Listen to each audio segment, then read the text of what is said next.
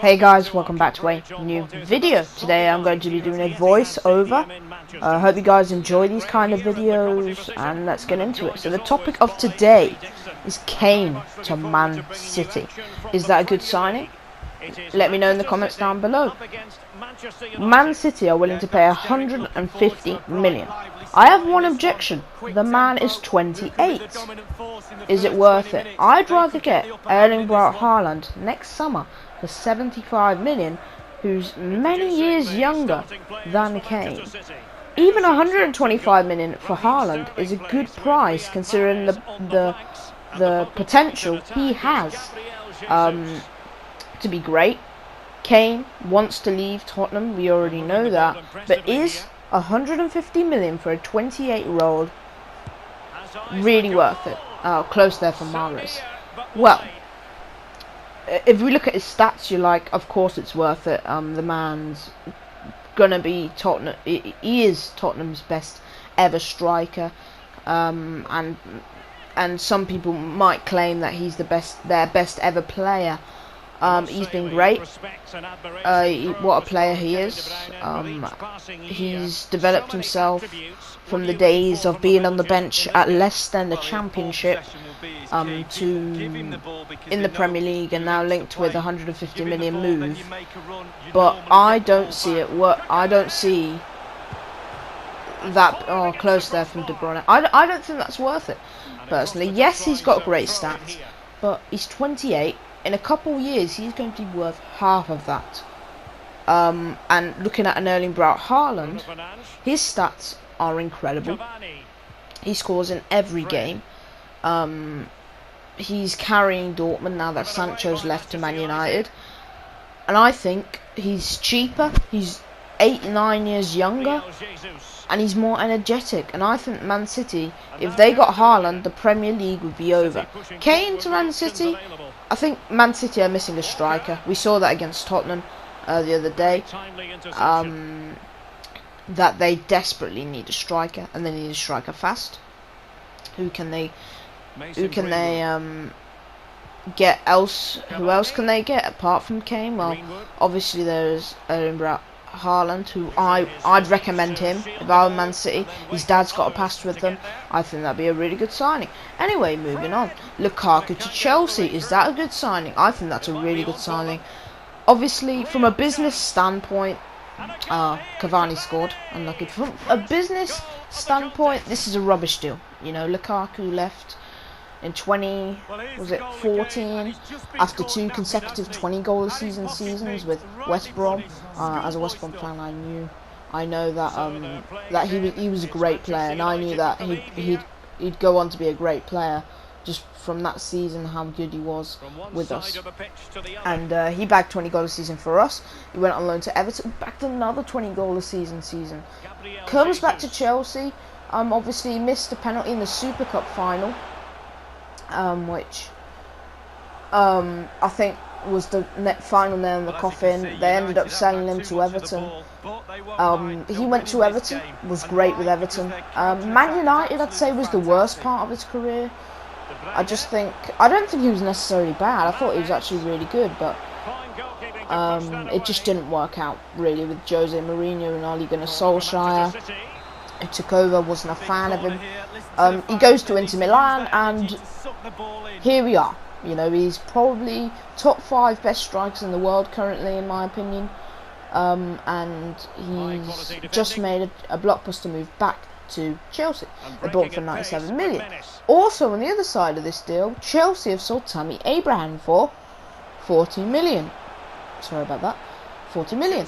Now, thinking about it, Tammy Abraham also missed a penalty in the Super Cup final, and just like Lukaku, Tammy Abraham is leaving after Chelsea win the Champions League. Lukaku left in the year 2012. Guess when Tammy Abraham left? 2021. Ironic, right? He's left to Roma for 40 million.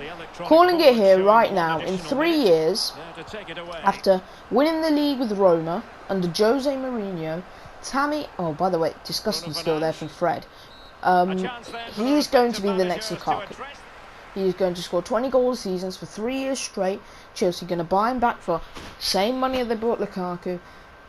And I think the good thing is, like the Irish guy said from HITC Sports, this is really good for all parties. Roma get a really good striker for not that much money, if you look at it in the grand scheme of things, and they can sell him for a lot. Chelsea get 40 mil, and they can buy back a. By the way, Phil Foden injured there. How lucky is that? Yeah, they can buy him back. A fully developed Tammy Abraham for a good 80 to 90 million, and they've already made money on someone who's from the academy. So that's a really good deal. And for the England squad as well, they're going to have a fully developed lineup of Mason Greenwood, Tammy Abraham, and those two, I think, in a couple of years will be sensational. I hope Greenwood gets the chance, but with Sancho, will he play? You know, because you've got Sancho, Rashford, Martial, Cavani, you know, so many options. Who do you pick?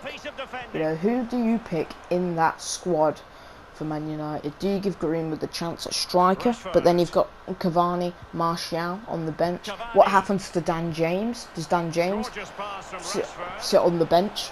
I think the thing is with Man United, they need a centre mid.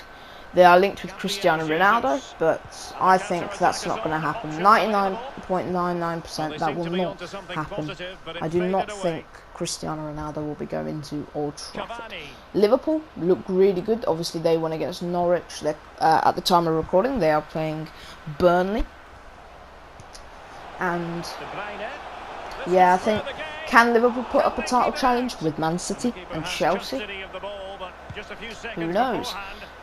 By the way, guys, if you could put in the comment section down below, do you like this kind of stuff? Do you like me doing voiceovers over FIFA content? Do you want me to do more voiceovers? Let me know in the comments, because that will help me out. Obviously, I've been streaming of late. I've done, obviously, in the past month or so, I did a couple predictions, a couple kit rankings, and yeah, just tell me if you enjoy that stuff. Also, who else? Tottenham getting Christian Romero. I think that was a really good signing. I thought world-class signing. I think he's really going to tighten up their back line now that Alderweireld's leaving. That's a really good signing. And PSG, Messi, Neymar, Mbappe. People saying they're going to get Ronaldo, which is just insane. Imagine if that actually happened, you know. I think that would just be unheard of. And yeah, they've got a super team. If PSG or Man City don't win Champions League in the next couple years, then I'm going to be surprised. What a throwback! We are bringing on Sergio Aguero there, but yeah. What a team PSG are going to have. And Man City get KANE. I think that's the Premier League for them. I think it's edging towards them. Even though Chelsea have a super team, and Thomas Tuchel has got a decent record against Man City since he's been a Chelsea manager. So who's going to win the league? Man City, Chelsea, Man United, Liverpool. Man United for me, no. I think they're missing a midfielder. They're missing someone in the middle of the park. If they got Saul Niguez or they got Neves, then I think they would have been all good. But hey, they didn't. And can they get Camavinga? Apparently they're going to put in an offer for Tchouameni from Monaco. I think that'd be a decent signing. I've seen him before. He looks like a really good player. And how ironic's that? Sergio Aguero, last second goal against Man United. But yeah, and talking of Sergio Aguero, he's apparently injured for 10 weeks. Look, I think he's making that one up, to be honest. Messi leaves as soon as Aguero joins. It's a bit of a shame, isn't it, really? Because Aguero said, I can't wait to play with Messi at Barcelona. He then goes and leaves to PSG. So poor Aguero must be like, well, do I really want to play for a club now? For this club now? What's my point of being there? I wanted to be here for Messi, but now that he's left, why am I even here? So yeah, I think it's a tough situation for him. Who's going to win La Liga? La Liga is quite dead right now. Let's be honest, losing Messi and Ronaldo.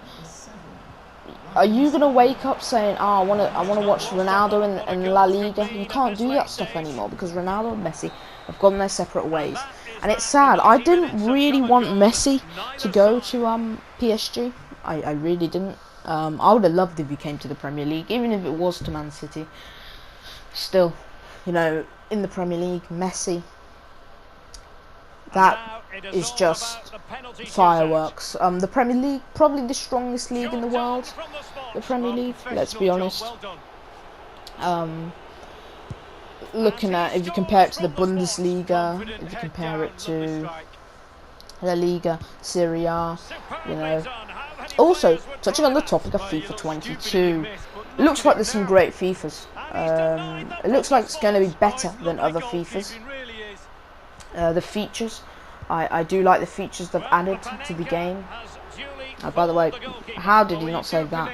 And that Pogba run up that we all love. But yeah, FIFA 22 looks like it's going to be a really good game. With Create a Club, the player career mode looks good. Volta as well is looking like apparently they're adding similar features to NBA games, which excites me. They're going to have cutscenes, you can go to barbers and stuff like that, and they're going to make it much more realistic, which I love, and you know, that's good. That's what I love about FIFA, needs to have more realism, because as we see, games nowadays lack a lot of realism, and I hope FIFA can add a realistic side to their game, because sometimes you just wish they had, because when you play FIFA, a lot of the time it's going to end up with rage, and I think they do this on purpose for attention, personally. I think they do this on purpose to gain attention, to gain hype about the game, but hopefully they can fix that for FIFA 22. And yeah, thanks for watching, guys. Yeah, and let me know down below if you like these kind of videos. Catch you guys later.